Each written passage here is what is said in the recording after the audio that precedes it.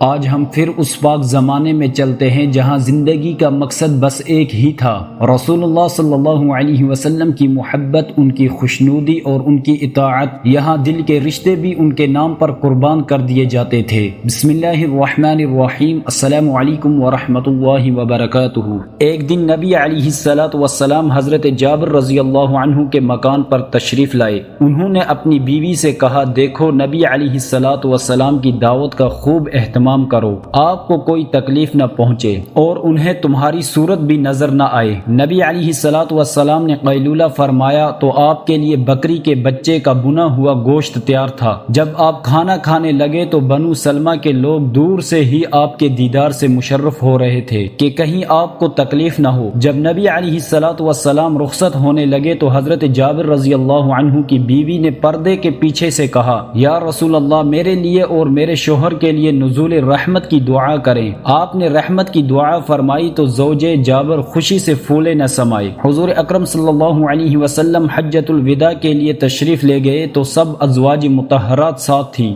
راستے میں حضرت صفیہ کا اونٹ تھک کر بیٹھ گیا اور چلتا ہی نہ تھا، وہ رونے لگی۔ نبی علیہ الصلوۃ والسلام کو خبر ہوئی تو آپ نے اپنے دست مبارک سے آنسو پوچھے۔ عجیب اتفاق کہ آپ جس قدر دلاسا دیتے وہ اسی قدر روتی۔ جب کافی دیر تک چپ نہیں ہوئی تو نبی علیہ الصلوۃ والسلام نے ان سے اعراض فرمایا، تمام صحابہ کو پڑاؤ ڈالنے کا حکم دیا اور خود بھی اپنا خیمہ نصب کروایا۔ حضرت صفیہ کو احساس ہوا کہ شاید نبی علیہ الصلوۃ والسلام مجھ سے خفا ہو گئے۔ اب نبی علیہ الصلوۃ والسلام کو منانے اور راضی کرنے کی تدبیریں سوچنے لگی۔ اس غرض سے حضرت عائشہ رضی اللہ عنہا کے پاس گئیں اور کہا کہ آپ کو معلوم ہے کہ میں اپنی باری کا دن کسی چیز کے معاوضے میں نہیں دے سکتی، لیکن اگر آپ رسول اللہ صلی اللہ علیہ وسلم کو مجھ سے راضی کر دیں تو میں اپنی باری آپ کو دیتی ہوں۔ حضرت عائشہ نے آمادگی ظاہر کی اور ایک دوپٹہ اوڑھا جو زعفرانی رنگ میں رنگا ہوا تھا، پھر اس پر پانی چھڑکا تاکہ خوشبو پھیلے۔ اس کے بعد نبی علیہ الصلوۃ والسلام کے پاس گئیں اور خیمے کا پردہ اٹھایا۔ نبی علیہ الصلوۃ والسلام نے فرمایا کہ عائشہ، یہ تمہارا دن نہیں ہے۔ تو حضرت عائشہ رضی اللہ عنہا نے فرمایا، ذالک فضل اللہ یؤتیہ من یشاء، یہ اللہ تعالیٰ کا فضل ہے کہ جس کو چاہتا ہے دے دیتا ہے۔ ایک مرتبہ نبی علیہ الصلوۃ والسلام مسجد سے باہر نکلے،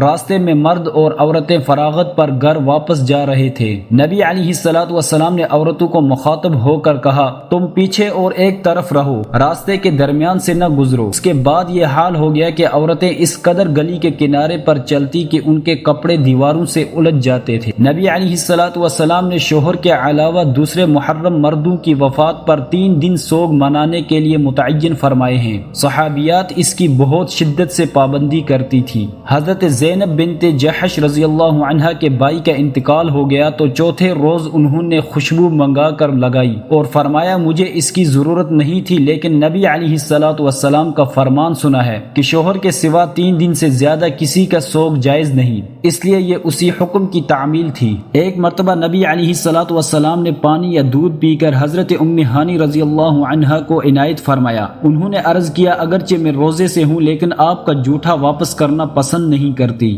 مقصد یہ تھا کہ روزے کی پھر قضا کر لوں گی، اور پانی نوش کر لیا۔ ایک دن حضرت حذیفہ رضی اللہ عنہ کی والدہ نے ان سے پوچھا، بیٹا تم مجھے اپنے کام میں مشغول نظر آتے ہو، تم نے نبی علیہ الصلوۃ والسلام کی زیارت کب کی تھی؟ انہوں نے کہا کہ اتنے دنوں پہلے۔ اس پر والدہ نے ان کو سخت سست کہا، بولے میں ابھی جا کر مغرب کی نماز نبی علیہ الصلوۃ والسلام کے ساتھ ادا کرتا ہوں اور اپنے لیے اور آپ کے لیے استغفار کی درخواست کرتا ہوں۔ حضرت فاطمہ رضی اللہ عنہا نے نبی علیہ الصلوۃ والسلام کے پردہ فرمانے پر کہا، میرے والد گرامی نے دعوت حق کو قبول فرمایا اور فردوس بری میں نزول فرمایا۔ الہی روح فاطمہ کو جلدی روح محمد سے ملا دے، الہی مجھے دیدار رسول سے مسرور بنا دے، الہی مجھے اس مصیبت کو جھیلنے کے ثواب سے محروم نہ فرمانا اور روز محشر محمد صلی اللہ علیہ وسلم کی شفاعت نصیب کرنا۔ حضرت ام ایمن رضی اللہ عنہا ایک دن نبی علیہ الصلوۃ والسلام کو یاد کر کے رونے لگی۔ حضرت ابو بکر صدیق رضی اللہ عنہ نے عرض کیا کہ آپ کیوں روتی ہیں؟ کہا کہ یہ بتاؤ نبی علیہ الصلوۃ والسلام کے لیے اللہ تعالیٰ کے پاس بہتر نعمتیں موجود نہیں ہیں؟